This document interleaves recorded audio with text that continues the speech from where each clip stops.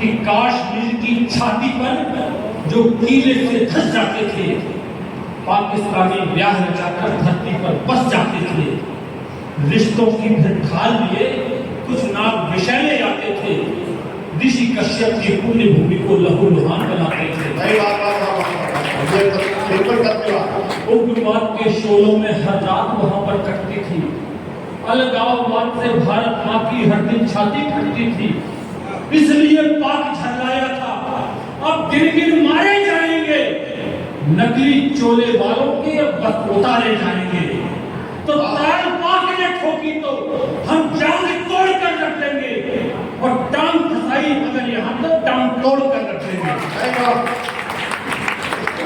बहुत किया बर्दाश्त अंधेरी काली घातक रातों को, ये वो देश है।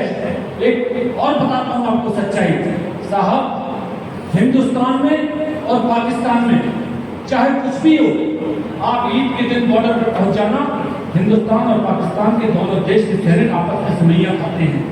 आप दशहरे के दिन पहुंच जाना, दोनों देश आपस में मिठाइयां और पान खाते हैं, दोनों सैनिक खाते हैं। यह मोहब्बत भी है हमारे देश में। लेकिन यदि वो हमारे देश में आतंकवाद को भेजना बंद कर दे तो शायद हमारा वही भाई वापस आएगा जो 47 के पहले था।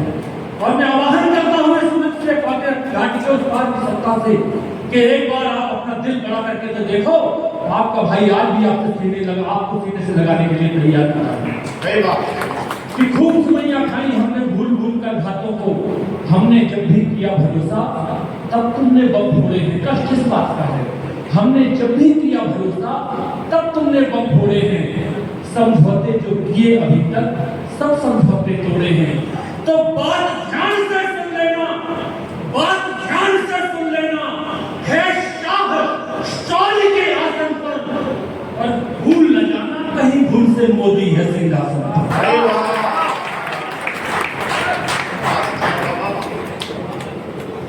भूल न जाना कहीं भूल से मोदी है सिंहासन में। एक विशेष कविता आपके बीच में पढ़ना चाहता हूँ, यदि आपकी इच्छा हो, आपको मन हो तो एक बार जोरदार तालियां बजाकर जिस कविता की चर्चा ये कर रहे थे, और सच में अभिराम पाठक वही है जो अब शुरू हो रहा है। अभिराम पाठक अभी तक था ही नहीं। ये सिर्फ आपसे जोड़ने जुड़ाने के लिए, आपके बीच में कुछ सच्चाई रखने के लिए, कुछ बातें रखने के लिए सब था। अभिराम पाठक कैसा कर रही है, अभिराम पाठक किन कविताओं के लिए जाना जाता है, उन विशेष कविताओं में से एक कविता आपकी अदालत में पढ़ के जाना चाहता हूँ। और ये दावा करता हूँ कि ये कार्यक्रम आपको याद, अभिराम पाठक आपको याद रहे या न रहे, ये कार्यक्रम आपको याद रहे या ना रहे, मेरी कविता आपको याद रहे या ना रहे, लेकिन इस कविता का कम से कम ये विषय तब तक याद रहेगा जब तक आप सब जीवित रहेंगे। दावा के साथ करता हूँ। और आज पढ़ना इसलिए चाहता हूँ क्योंकि वो शहीद आजम जिसकी फांसियों के दम पर ये देश आजाद हुआ है, आज उस कविता का पढ़ना बहुत जरूरी है। भगत सिंह की फांसी 24 मार्च 1971। जरा शांत होकर सुन लेना जितने लोग बैठे हैं, क्योंकि अब कविता शुरू होती है। भगत सिंह की फांसी 24 मार्च 1931 को होना तय हुई थी, लेकिन भगत सिंह को एक दिन पहले 23 मार्च 1931 की शाम 7:30 बजे फांसी दे दी जाती है। मैं पूछना चाहता हूँ कि किसी के एक जीवन का एक दिन छीनने का हक किसे मिल जाता है, लेकिन जब भगत सिंह के जीवन का एक दिन ब्रिटिश हुकूमत खुद छीन लेती है अपने ही न्यायाधीश के फैसले की तौहीन करके, तो न्यायाधीश क्या सोचता है जिसके आदेश की तौहीन खुद ब्रिटिश हुकूमत करती है। कविता यहाँ से शुरू होता है, तो न्यायाधीश क्या सोचता है सुनना। 4 पंक्तियां सुन लेना, 5वीं पंक्ति से आपको सुनी जाएंगे। वादा करता है कि मौन हो गई सृष्टि, मौन हो गई सृष्टि, जिंदगी लगी मौत की दासी हुई। मौन हो गई सृष्टि, जिंदगी लगी मौत की दासी हुई। अनायास जब भगत सिंह की एक दिन पहले फांसी हुई, अनायास जब भगत सिंह की एक दिन पहले फांसी हुई। न्याय हो गया कैद, भगत जब जीवन से आजाद हुआ। न्यायपालिका चीख उठी, अंतर में घोर विषाद हुआ। सोच रहा था न्यायमूर्ति, मैं कलम नहीं हूँ उंगली हूँ। गौरव का कानून है अंधा, मैं उसकी कठपुतली हूँ। होती जो सिद्धांत ही वह कौन फिसड्डी होती है। नियम और कानून रीढ़ की हड्डी होती है। और कविता यहाँ से शुरू होती है, अपने हाथ खोल करके बैठना कि नियम और कानून मुल्क की रीढ़ की हड्डी होती है। तो ब्रिटिश हुकूमत हार गई, अब साहस का भट जीत गया। अरे भारत का ये सैनिक फांसी पर चढ़कर भी जीत गया। भारत का ये सैनिक फांसी पर चढ़कर भी जीत गया। साहस, शौर्य, पराक्रम का पर्याय करना है सूली पर। साहस, शौर्य, पराक्रम का पर्याय टका है सूली पर। भगत सिंह के साथ ब्रिटिश का न्याय टका है सूली पर। भगत सिंह के साथ ब्रिटिश का न्याय टका है सूली पर। न्यायमूर्ति खुद कहता था, न्यायमूर्ति खुद कहता था, ये न्याय नहीं है, मिथ्या है। न्यायमूर्ति खुद कहता था, ये न्याय नहीं है, मिथ्या है। अरे तुम कहते हो फांसी इसको, मैं कहता हूं हत्या। भगत सिंह की हत्या की गई थी और हत्या करने का हक किसी को भी नहीं है। क्या करना चाहिए, सरकार की बातें हैं, मैं कविता आगे बढ़ता हूं। भगत सिंह को फांसी का फंदा खींचने के लिए जो जल्लाद खड़ा हुआ था, वो जल्लाद तो हिंदुस्तान का बेटा था। हिंदुस्तान का एक बेटा हिंदुस्तान के दूसरे बेटे की फांसी का फंदा खींचने के लिए खड़ा है। और वो भी तब जिस समय लोग एक दूसरे के पीछे जान निछावर से क्या अपनी गर्दनें कटवा दिया करते थे, उस वक्त हिंदुस्तान का एक बेटा हिंदुस्तान के दूसरे बेटे को मारने के लिए बैठा है। उसके मन पर क्या बीत रही होगी। लेकिन साहब, हिंदुस्तान का वो बेटा अपने कर्तव्य पालन के लिए अपना जो कर्तव्य पालन करता है, क्या सोच के करता है, क्या सोचता है, वो पंक्तियां पढ़ता हूं, सुनना। अध्यक्ष जी सुनिए। पहली बार लगा है जैसे मर्द खड़ा है सूली पर।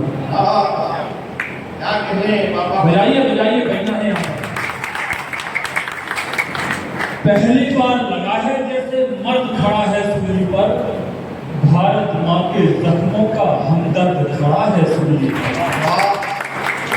कैसी कठिन परीक्षा है कि ये कैसे फर्ज निभाऊं मैं, लगता इसके पहले खुली सूली पर चढ़ जाऊं। व्यक्ति नहीं, तू महाशक्ति है जो पौरुष को जगा रहा, घर में घुसे निकम्मों की तू कायरता को भगा रहा। तेरी मौत व्यर्थ ना होगी, अग्नि चिता की भड़केगी। अब से हर हिंदुस्तानी की सुस्त भुजा भी फड़केगी। अंग्रेजों का क्रूर फैसला तेरा यश फहराएगा। आज मनुष्य से ऊपर उठकर तू देवता बन जाएगा। तो साहब, हिंदुस्तान का वो बेटा अपने कर्तव्य पालन के लिए हिंदुस्तान के दूसरे बेटे के लिए जब फांसी का फंदा खींचता है, तो अपने मन में क्या सोचता है। जो अंग्रेज है उनके देवता ही ईसा मसीह। ये सुनना और उसके मन की विचार सुनना, क्या सोचता है कि आज मनुष्य से ऊपर उठकर तू देवता बन जाएगा, तो तू सदियों तक अमर रहे, तू सदियों तक अमर रहे। लो, निज कर्तव्य निभाता हूं, तुझको सूली पर लटका कर ईसा मसीह बनाता हूं। तुझको सूली पर लटका कर ईसा मसीह बनाता हूं। तो व्यक्ति नहीं, तू अवतारी है, भारत मां की कृत्या है। तुम कहते हो फांसी इसको, मैं कहता हूं। मैं अपने जीवन की सर्वश्रेष्ठ दो पंक्तियां पढ़ता हूं। सर्वश्रेष्ठ इसलिए क्योंकि ये दो पंक्तियां मैंने लिखी ही नहीं है। ये दो पंक्तियां मां सरस्वती ने खुद आकर के साक्षात आकर के मुझे दी है। वैसे तो हम सबको मां सरस्वती ही देती है सब कुछ, लेकिन साक्षात आके कभी नहीं देती। अजय भाई सुना कि साक्षात आके कभी नहीं देती। साक्षात कैसे दी? मेरे एक मित्र ने मुझसे पूछ लिया, ये बैठा है वो, कि अभिराम भाई, भगत सिंह के गले में फांसी का फंदा पड़ा है, जो रस्सा पड़ा है, यदि वो रस्सा भगत सिंह के गले को नहीं कसता तो भगत सिंह नहीं मारते। मैंने कहा रस्सा तो निष्प्राण है, जैसे जो खींचेगा वो खींच जाएगा। तो ये बोलता नहीं, निष्प्राण नहीं है, रस्ते में प्राण है। मैंने कहा कैसे प्राण है? बोलता है आप रस्ते को, आप किसी निष्प्राण व्यक्ति को 24 घंटे के लिए रख दो, उसके शरीर से बदबू आने लगेगी। रस्ते को आप सालों रखे रहो, रस्ते के शरीर से बदबू नहीं आती है। इसका मतलब है कि रस्ते में प्राण है। मैंने कहा मित्र, यदि रस्ते में प्राण है तो रस्ते को जवाब देना पड़ेगा। मैंने कहा ये रस्ता तू तो हिंदुस्तान का था, यदि तू भगत सिंह के गले को नहीं कसता तो भगत सिंह नहीं मरते, तुमने क्यों कसा? साहब 15 दिन तक रस्ते ने जवाब नहीं दिया। 16वें दिन मैं अर्धनिद्रा की अवस्था में था, शायद सुबह के 4-5 बजे हो गए, तब कोई आकर मेरे पास आता है, मेरे जेहन में 2 पंक्तियां डालता है, मैं बैठता हूँ, 2 पंक्तियां कागज में उठा के नोट करता हूँ और सो जाता हूँ। सुबह 9 बजे रसोई करके उठता हूँ, उठा के देखता हूँ, पढ़ता हूँ, तो सौभाग्य से वो 2 पंक्तियां उस रस्ते का जवाब देती हैं। वो 2 पंक्तियां पढ़ता हूँ। भगत सिंह ने रस्ते को पकड़ा, यहाँ पे रस्ते का माध्यम भगत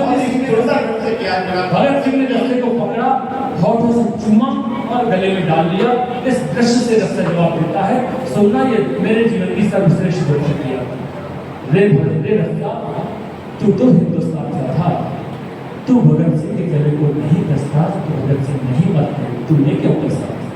तो ज्यों ही छुआ भगत ने रस्ता, ज्यों होठों के निकट गया, ज्यों ही छुआ भगत ने रस्ता, ज्यों होठों के निकट गया, फूट फूट कर रोया रस्ता और गले से लिपट गया।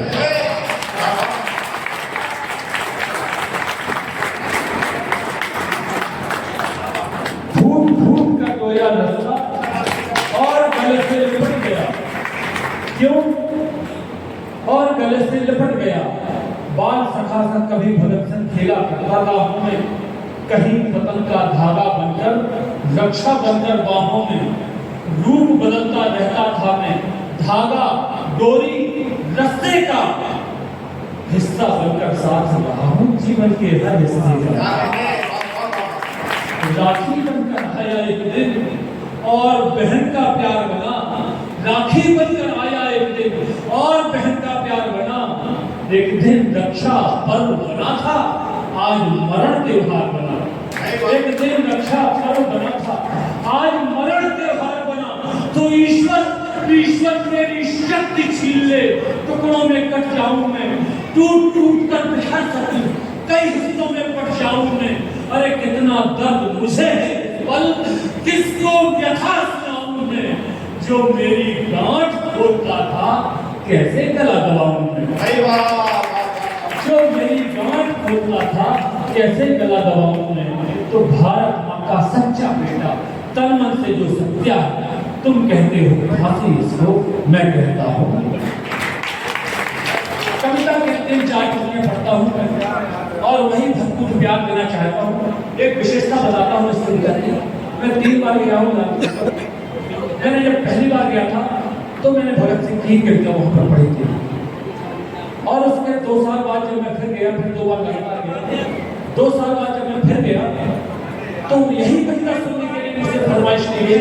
तीसरी बार गया तब भी यही कविता सुनने के लिए फरमाइश की गई। 3 बार लगातार मैंने सिर्फ और सिर्फ यही कविता वहाँ पर पढ़ी है, और जो प्यार लोगों ने दिया वही प्यार आपके बीच से ले जाना चाहता हूँ। भगत सिंह से मिलने के लिए मात्र एक महिला जाया करती थी जेल में। भगत सिंह उससे बेबे कहते थे, वो थी भगत सिंह का बैगा साफ करने वाले, क्योंकि उस समय जेल में शिवा नहीं करते थे, तो भगत सिंह उससे बेबे कहते थे। पंजाब में बेटे थे, पंजाब में बेबे माँ को कहते थे। भगत सिंह ने फांसी के 4 दिन पहले का, बेबे मैं तुम्हारे हाथ से खाना खाना चाहता हूँ। वो बोली, तो कुछ करके हो, मैं निचली जाति की हूँ, यदि तुम मेरा या मेरे हाथ से खाना खाओगे तो तुम्हें मोक्ष नहीं मिलेगा, मुक्ति नहीं मिलेगी।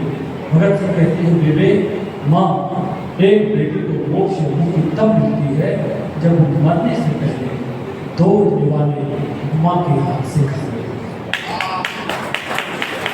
23 मार्च 1931 की शाम 7:30 बजे वो बेबे अपने घर में बैठी सोचती है कि उसका वो बहुला बेटा कल फांसी पर चढ़ने वाला है। उस अभागे को क्या पता कि उसका बेटा तो आज अभी इसी वक्त डायरेक्ट से तख्ते की ओर चल दिया है। वो बेबे अपने घर में बैठी क्या सोचती है, कविता की 7-8 पंक्तियां आपको सुनता हूं कि साफ सफाई करने वाली बेबे का मन व्याकुल था। साफ सफाई करने वाली बेबे का मन व्याकुल था। माँ के उस संबोधन को वो भुला सके यह मुश्किल था। कितने भोलेपन से उसने अंतिम इच्छा बतलाई, जाति धर्म सब भुला के मेरे हाथों से रोटी खाई। और भगत सिंह जब रोटी खा रहे थे तो उनके हाथ बने थे, पैर बने थे, बेबी अपने हाथों से खिला रही थी। मैंने वो दृश्य की कल्पना की और वो दृश्य मैंने इन पंक्तियों में व्यक्त किया है। यदि मेरी कल्पना आपके मन तक पहुंच जाए, आपको छू ले, तो मुझे आशीष दे देना कि जात धर्म सब भुला के मेरे हाथों से रोटी खाई। उस पल ऐसा लगता था, उस पल ऐसा लगता था वो जैसे कृष्ण कन्हैया हो। उस पल ऐसा लगता था वो जैसे कृष्ण कन्हैया हो। और पल भर को यूं लगा कि जैसे मुझ में अष्टभैया हो। पल भर को यूं लगा कि जैसे मुझ में अष्टभैया हो। तो लौटा के जो लाल मेरा लौटा भगत सिंह वो मोह बोले, माँ भगत सिंह के बदले में जो देना चाहती है यदि दे दे तो आसमान, आंचल तो आंचल, शायद आसमान भी मिल जाएगा। सुनना क्या देना चाहती है कि लौटा दे जो लाल मेरा, लौटा दे जो लाल मेरा, तो उसकी झोली भर दूंगी। लौटा दे जो लाल मेरा, तो उसकी झोली भर दूंगी। और जिसे जना है भगत के बदले उसे निछावर कर दूंगी। जिसे जना है भगत के बदले उसे निछावर कर दूंगी। तो मन ही मन में जाने क्या क्या बेबे सोच रही थी। मन ही मन में जाने क्या क्या बेबे सोच रही थी। टप टप गिरते आंखों से, टप टप गिरते आंखों से वो आंसू पोंछ रही थी। मन ही मन में जाने क्या क्या बेबे सोच रही थी। टप टप गिरते आंखों से वो आंसू पोंछ रही थी कि अनायास ही कानों में एक स्वर आकर के बोला। अनायास ही कानों में एक स्वर आकर के बोला, रंग दे बसंती चोला माई, रंग दे बसंती चोला माई, रंग दे बसंती चोला, रंग दे बसंती चोला माई, रंग दे बसंती चोला, रंग दे बसंती चोला माई, रंग दे बसंती। एक बात